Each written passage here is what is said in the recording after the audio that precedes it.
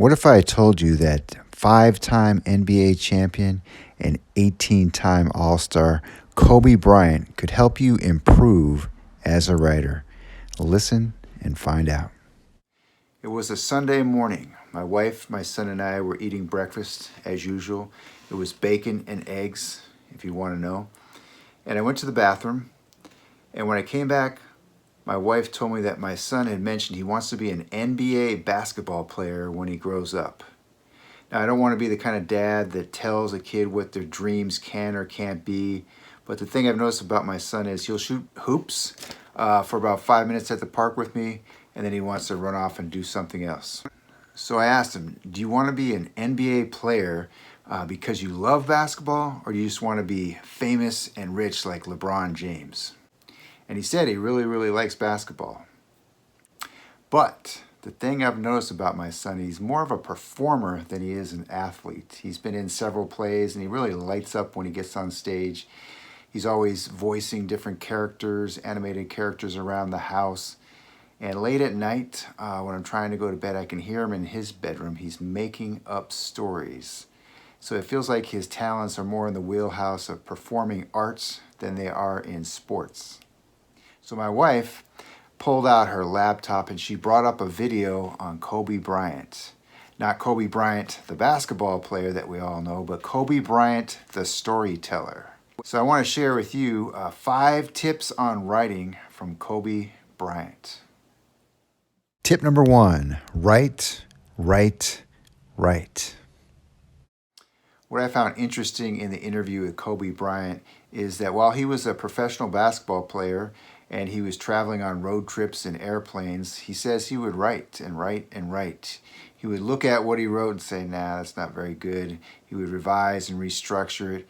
And so while he was a master at his craft as a basketball player, one of the top basketball players in the world, he was also learning to develop his craft as a writer. What I take away from what Kobe says is that if you want to be really good as a writer, you have to put a lot of time into writing. You're not going to get good at writing unless you put time and work at it. So how do you get good at writing? I think you have to be dedicated and write a lot. I think you have to read other writers' stories and study the craft of writing to see what makes their stories work. Kobe Bryant poured himself into practicing, and that's how he became one of the world's greatest basketball players. And so you got to put in the work. I think it was Seth Godin who said you have to put in 10,000 hours to become proficient at a skill. So there's no way around writing and putting in the work to become a good writer. Obviously, I think, too, it helps if you have a love for writing, especially if you're going to be doing a lot of writing. Tip number 2, stories have a 3-part structure. In his interview, Kobe Bryant said both basketball and writing have a 3-part structure. The first part is called the hook. And in basketball, the hook is the first quarter that kicks off the game. And in writing, the hook is an inciting incident at the beginning part of your book. If you haven't heard the word inciting incident, it means that every story should have some kind of event at the beginning in the first couple chapters that kicks off the story. Usually it's some kind of event that is big and it disturbs the balance in the protagonist's life. This is the inciting incident for Bill Bryson's A Walk in the Woods. Not long after I moved with my family to a small town in New Hampshire, I happened upon a path that vanished into a wood on the edge of town. So an inciting incident can just be coming along a sign on a hiking trail that announces the celebrated Appalachian Trail. Of course, the rest of his story is going to be about hiking on that trail. The second part of the 3-part structure is called the middle build. And by the way, I didn't learn about the 3-part structure of a book until the last 3 or 4 years, and I've been reading books for my whole life. In basketball, the middle build is the second half. And in writing, the middle build is the middle part of the book.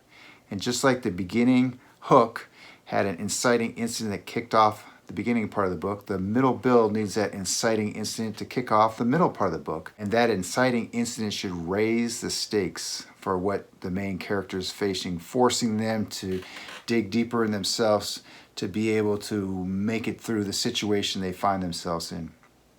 Sean Coyne, in his book, The Story Grid, says the middle build is about building progressive complications that bring stress and pressure down so hard on your lead characters that they are forced to take huge risks so that they can return to normal.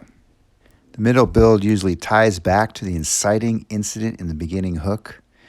The protagonist is now trying to overcome that event or that issue that disturbed the balance in their life and threw their world upside down. Obviously, these people need some kind of event to disturb the balance in their lives, to raise the stakes and to give them something to struggle against. The third part of the three-part structure to a book is called the payoff. And in basketball, the payoff obviously is the end of the game. The teams are battling to see who's going to win. And in a book, the payoff is the end of the book. Usually that's the last 3 or 4 chapters. And what I read recently in Sean Coyne's excellent book, The Story Grid, is the payoff is where the writer fulfills a promise that he or she made to the reader. So in the beginning, you had that hook telling what this book's going to be about. In the payoff, you're going back to really pay off that hook, to show what the character is learned, or to have that final confrontation where the protagonist faces that issue of the inciting incident at the beginning of the book. The payoff is a very important part of a book. Readers have invested in your characters and story. They've rooted and cheered for them as they've struggled and dealt with various issues in the plot. And the payoff is where the main character really gets to deal with once and for all the conflict or struggle that they've been going through. And it's really a cathartic scene where you want to try to put the reader's heart right in their throat, where you let them see your main character trying to overcome this issue that they've been dealing with throughout the entire book. A good metaphor for the payoff is it's like the fourth quarter in a basketball game. Kobe Bryant has the ball, the Lakers are down by 3, and he hits the game-winning shot at the buzzer. Tip number 3, stories need to have ebbs and flows. When I think of ebbs and flows, the first thing that comes to mind, besides basketball, of course, is something that Sean Coyne says in his book, The Story Grid. He says you don't want to have big dramatic events in scene after scene after scene. He also says you don't want to have every scene end in a positive ending, positive ending, positive ending, positive ending. You want to kind of balance it out, positive, positive, negative, negative, negative, positive. Those are things where your writing will have some ebbs and flows to it. And I think in an individual scene, there's a lot of ebbs and flows. You have your inciting incident at the beginning that kind of kicks off your scene. Then you have progressive complications leading to a crisis. And so your scene can have ebbs and flows that you want to manage as a writer. And when Kobe Bryant talked about the ebbs and flows of writing, the other thing that came to my mind is that when you're writing, sometimes you're going to have that flow. Everything's flowing, everything's coming out, the writing's going great. And then obviously, you're going to have times where it starts to ebb and things are not going out. So just like Kobe Bryant had to learn how to deal with on a basketball court times when things were not going well in a game, the same thing is true as a writer. We have to really learn how to think about what is our strategy when our writing is not going well.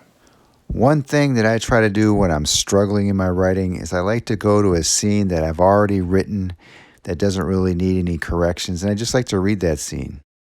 Maybe I might make a few corrections, but I just like to kind of immerse myself in some of my good writing and then maybe go to another scene that's also well written and then slowly move towards a scene that I'm working on.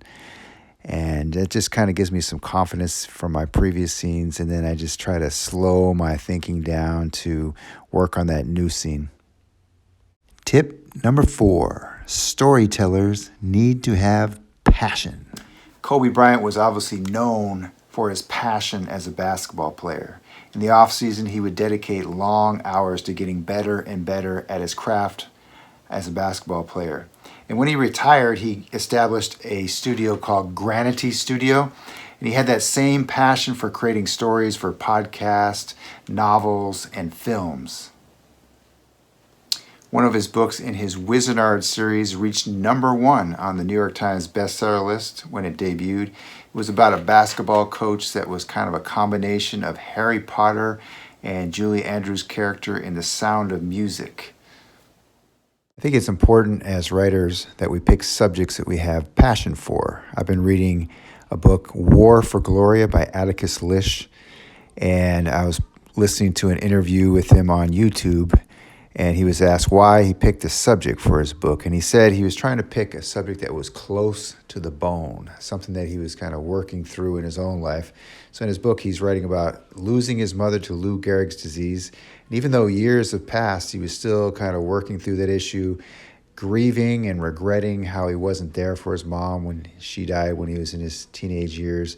So yeah, pick subjects that are close to the bone.